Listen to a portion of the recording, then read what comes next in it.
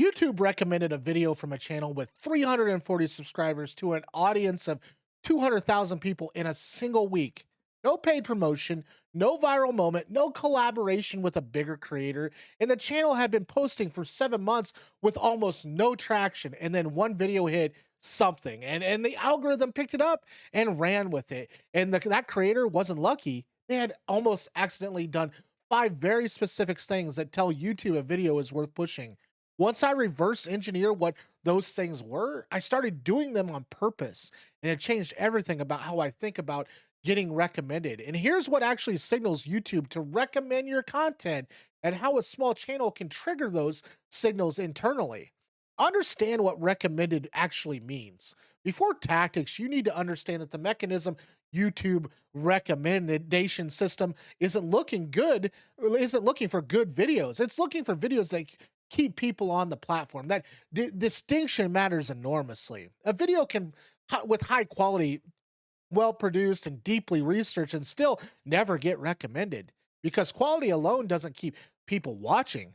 What keeps people watching is a combination of a compelling reason to start, a reason to keep going, and a payoff that makes them feel the way that feel the time was worth it. And YouTube measures all three through data.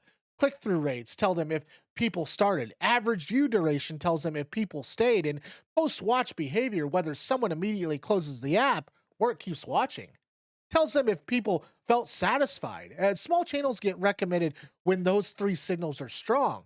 Big channels get recommended when those signals are average, and their value makes up the difference. That means a small channel with genuinely strong signal can absolutely outperform a large channel with mediocre ones. The algorithm doesn't care about your subscriber count. It cares about what happens when people watch your videos, though. And fix those signals, and the recommendation engine will find you.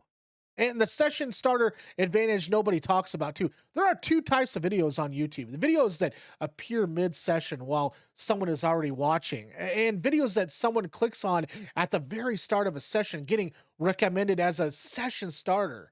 The first video someone watches when they open the app is far more valuable and far more achievable for small channels than more people realize. Session starter recommendations come almost entirely from search and from YouTube's homepage. And homepage placement is driven by one thing: YouTube's prediction that a specific user will click on and enjoy your video based on their watch history.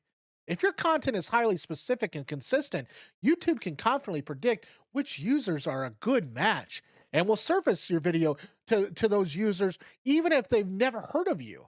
This is the small channel's edge. A channel about general topic is competing against thousands of other general channels for a vague audience. A channel about a specific corner of a specific topic is competing against almost nobody for a very defined audience. And YouTube can match that content to that audience with precision. Get specific enough, and YouTube's homepage becomes your best distribution channel, not your biggest obstacle. And your click through rate, the door you have to open first. None of the other signals matter if nobody clicks. CTR is the door, and most small channels have a door that looks like a wall. A high CTR doesn't come from bright thumbnails or big text. It comes from tension. The thumbnail and title together need to create a feeling of incompleteness, a question that only watching the video can answer, or a statement that only makes sense once you've seen the content. The viewer's brain needs to feel slightly unsettled by not clicking. And here's the test: look at your thumbnail and title and ask, does a stranger who knows nothing about me have a specific reason to click this right now? Not a general reason, a specific one. This is interesting, isn't enough. I need to know how this ends, is what you're aiming for. And the fastest improvement most small channels can make is spending more time on thumbnails and titles than on the video itself. Not because the video doesn't matter, it does, but because a video with a 7% CTR will get 10 times the recommendation of identical videos with a 2% CTR. The algorithm sees CTR as a vote of confidence from the audience, and high CTR tells YouTube people want this, and YouTube's entire job is giving people what they want. So the 30, 60, 90 retention framework, once somebody clicks it, you have three critical windows to keep them, okay? Lose them in any of these windows, and your recommendations potentially drop significantly.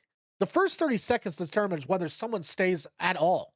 This is your hook, and it needs to deliver on the exact promise your thumbnail and title made. If your title says the fastest way to do X, and your first 30 seconds are context setting about why X matters, you're already broken the trust. Open with the answer and the story or the proof, and then explain why you're qualified to deliver it in 15 seconds or less. The first 60 seconds determine whether someone watches past the introduction, and this is where most small channels videos fall apart after the hook. Creators often settle into a slower pace, background information, channel introduction, explaining what the video will cover. Cut all of that. The viewer already knows what the video covers. That's why they clicked. Keep the momentum of the first 30 seconds going for another 30 to 90-second mark. If where the retention curves typically show the first major drop off, this is where you need a pattern interrupt, a shift in energy, a piece of new information, a short story, a graphic, or a change of scene, something that resets the viewer's attention and gives them a new reason to keep watching. Place these deliberately every 60 to 90 seconds throughout the video, and your average view duration will climb in ways that directly increase recommendation frequencies. The comment strategy that signals engagement to the algorithm too. Comments are an underestimated recommendation signal. YouTube doesn't just count them, it reads the sentiment and measures the ratio of comments to views. A video with 500 views and 40 comments tells the algorithm something is happening. People care enough to respond. That's a signal worth amplifying. You can engineer this without being manipulative. In your video with a question that's genuinely interesting and genuinely divisive. Not let me know what you think, but a specific question with no obvious right answer. What's this one piece of advice you got early on that turned out to be completely wrong? Generates more comments than drop your thoughts below every single time. Then reply, not with thanks, with response that extend the conversation. Ask a follow up.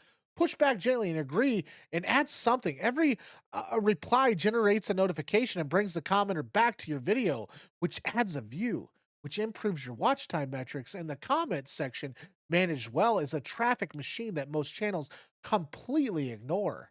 And the compound loop without small channels is miss. Here's the thing nobody explains about recommendations. They're not random. They follow a pattern. YouTube recommends your video to a small test audience first, and if that test group clicks and watches, it expands the recommendation to a larger group. If that group clicks and watches, it expands again.